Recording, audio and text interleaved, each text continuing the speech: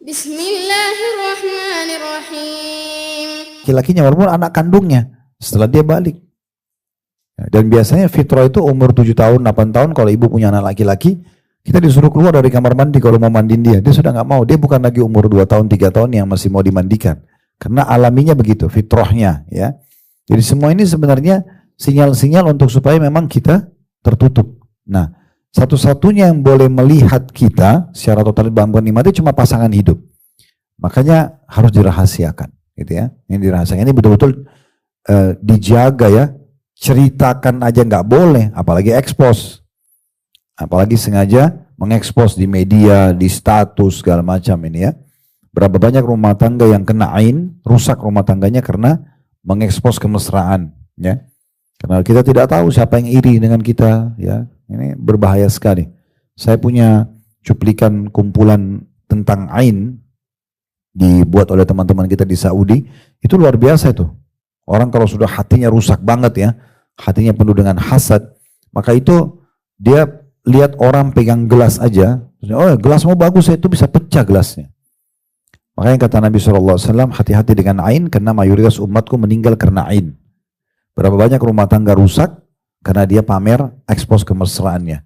Berapa banyak anak-anak jadi sakit karena dia ekspos lucunya. Ya, udah, ibu dan bapak nikmatin aja sendiri anaknya. Kalau kita suami istri saling mengirimkan, oke lah. Tapi kalau kita ekspos di media ini jadi masalah ini. Sangat rentan sekali. Dan kata Nabi SAW, hati-hati dengan ain, karena dia bisa memasukkan unta ke dalam kuali, dan memasukkan manusia ke dalam kuburan. Artinya bisa sampai membawa pada kematian. Bisa membawa pada kematian. Ada satu kisah di Saudi, seseorang anak, dia berprestasi dari SD, selalu juara 1 sampai kuliah. Di tingkat 2 kuliah, tiba-tiba pada saat mau ujian, dia sakit kepala, terus dibawa ke rumah sakit sama orang tuanya, divonis di otaknya ada cairan. Dan ini harus operasi.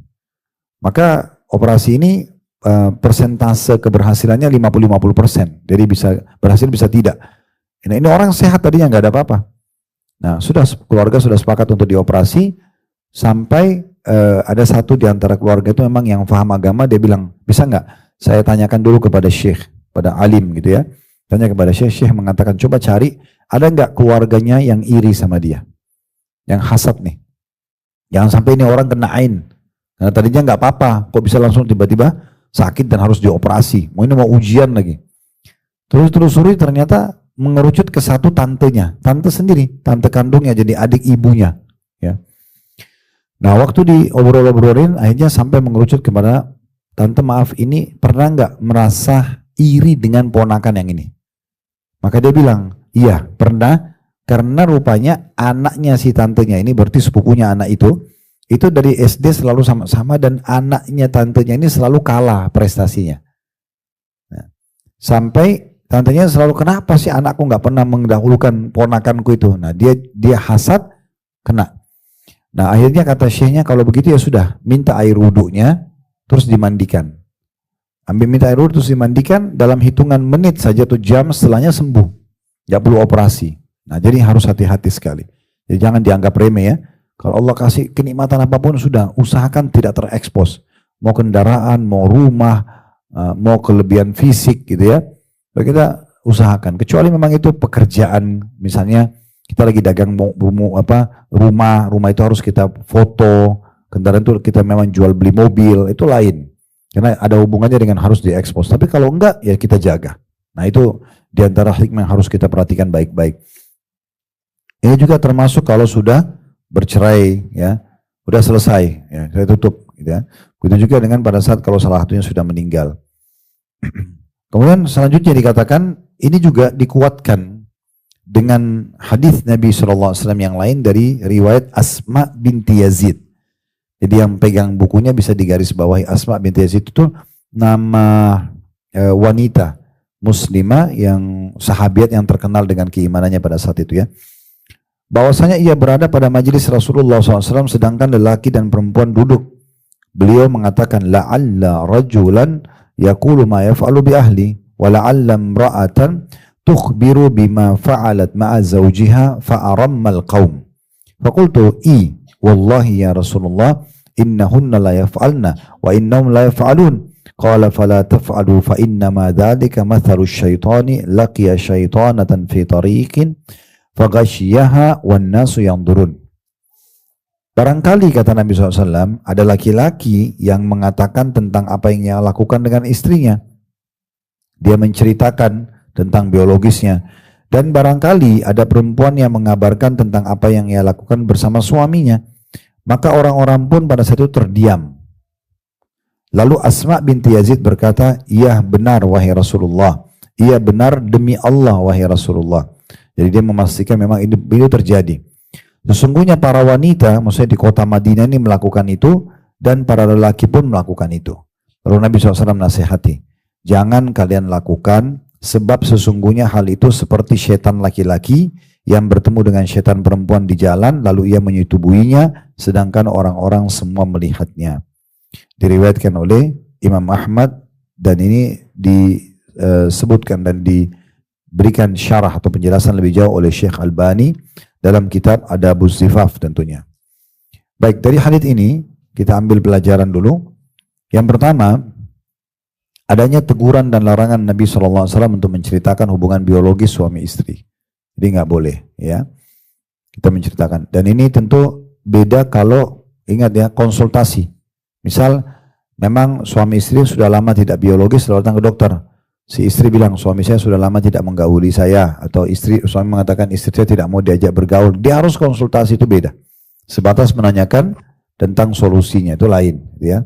Atau masalah ejakulasi dini atau yang lainnya itu semua lalu dikonsultasi, itu berbeda. Tapi di sini memang dia lebih kepada menikmati lalu dia menceritakan. Nah, itu tidak dibolehkan, ya. Kalau ulama mengatakan suami istri saja nggak boleh, apalagi orang lain. Nah, banyak orang itu kan bangga-bangga dengan zinahnya, ya. Oh, dia pernah buat sama ini sama itu, ya. Bahkan diekspos, bahkan diberitakan jadi bahan bangga-banggaan, gitu ya. Nah, ini semua tidak dibolehkan sama sekali, ya. Saya kemarin sempat dijelaskan, ada pertanyaan yang masuk di kami di Blok M, lagi viral di media, orang-orang yang membuat di fotonya garis-garis merah di kepalanya karena itu menandakan dia memberitahukan media dia sudah berapa kali berzina. Ini ajaib benar ini. Jadi kalau sudah 3 kali dikasih garis 3, kalau 4 kali 4, jadi makin banyak itu. Jadi dikasih cuplikan, saya sempat lihat sepintas suami istri, kemudian istrinya pakai baju pengantin ada garis banyak dan dia mengatakan saya masih baru belum pernah lakukan, tapi dia berbohong gitu dan seterusnya. Ini untuk apa gitu ya. Dan itu setiap ada yang viral selalu langsung jadikan pegangan dan tidak malu tampil depan orang.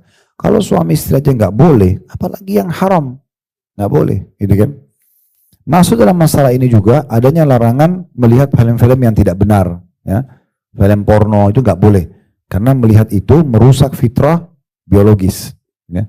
Kalau ibu melihat laki-laki, pasti laki-laki di film itu lebih baik dari suami, umumnya, gitu kan. Mungkin badannya, mungkin kulitnya, karena mereka pasti pilih laki-laki yang terbaik. Bagaimana bisa ibu melihat laki-laki itu, akhirnya ibu nanti pada saat biologis membayangkan laki-laki itu. Rusaklah fitrah biologisnya. Jadi nggak ada nilainya suami, hanya seperti simbol saja, ya. Begitu juga dengan suami, bagaimana bisa dia tidak cemburu melihat istrinya melihat laki-laki itu. Ibu juga bagaimana tidak cemburu melihat nanti didatangkan perempuan yang lebih cantik dari ibu, lebih hebat dari ibu dan segala macam. Nah, ini tidak boleh. Merusak fitrah. Akhirnya suami hanya membayangkan perempuan itu. Saya pernah ditanya di majelis kita, seorang ibu umurnya 50 tahun lebih. Pertama dia tanya, Ustadz hukumnya apa? Itu dalam bentuk kertas ya.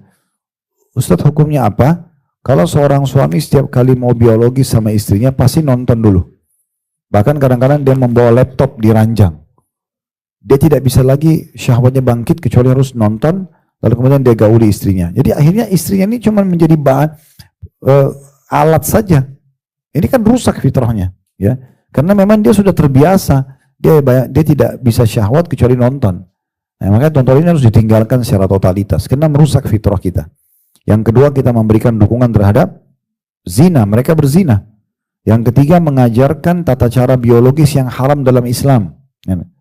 Nah, itu tidak boleh, seperti laki-laki sama laki-laki, perempuan sama perempuan, atau mereka lampiaskan ke hewan. Ini kan semua tidak dibolehkan. Contoh-contohnya, dan ini semua banyak hal yang tidak baik. Lalu itu kita tinggalkan. Dan berapa banyak anak-anak Saya pernah baca sebuah berita di Indonesia, pernah terjadi orang tua meninggalkan, masih itu waktu itu masih cerita DVD atau CD gitu dulu, ya, meninggalkan film gitu yang tidak benar, lalu anaknya pulang sekolah nonton, si laki-laki anaknya SMA kalau nggak salah, terus adiknya SMP baru pulang ikut nonton, syahwat mereka zina. Dan di bab zina ini yang paling berat zina dengan mahram. Itu zina mahram itu maksudnya ibu sama anak, ayah sama anak, atau saudara sama saudari. Ini hukumannya dua-duanya dihukum mati. Dihukum rajam kalau kepergok. Karena ini bahaya, anak yang lahir ini lintasnya mana ini mahram sama mahram gitu.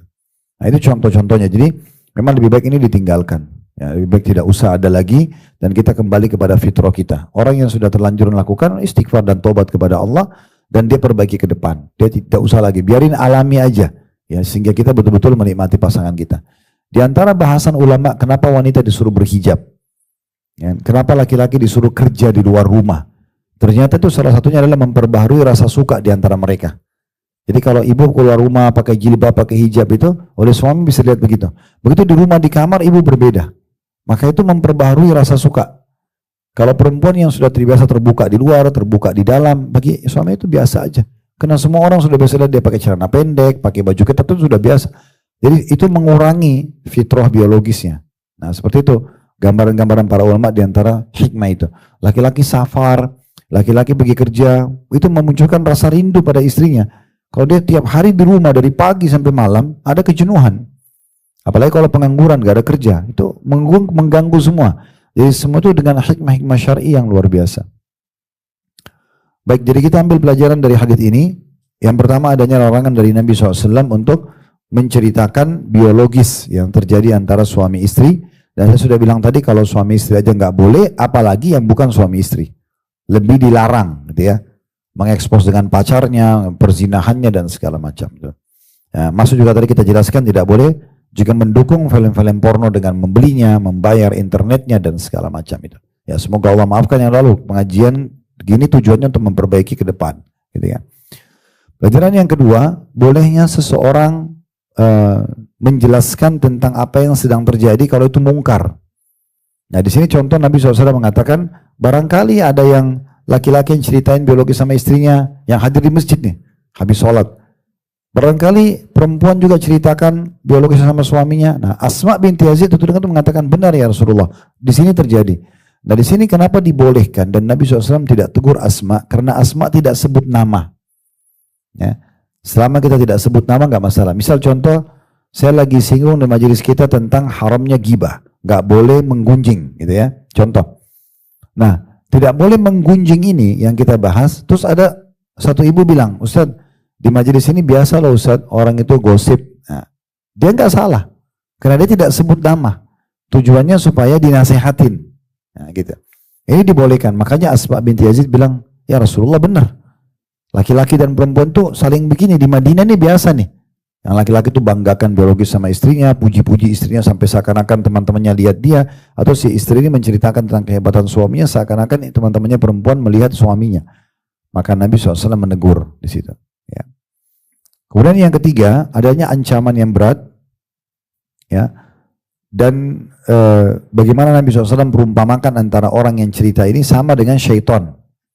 Ya. Jadi menggambarkan bahwasanya memang syaitan itu kalau biologis dia tidak peduli apakah harus di tempat tertutup atau tidak, walaupun tidak nampak dengan mata kita. Karena Nabi SAW bilang jangan kalian lakukan itu, karena perumpamannya seperti syaitan laki-laki ketemu dengan syaitan perempuan di jalan.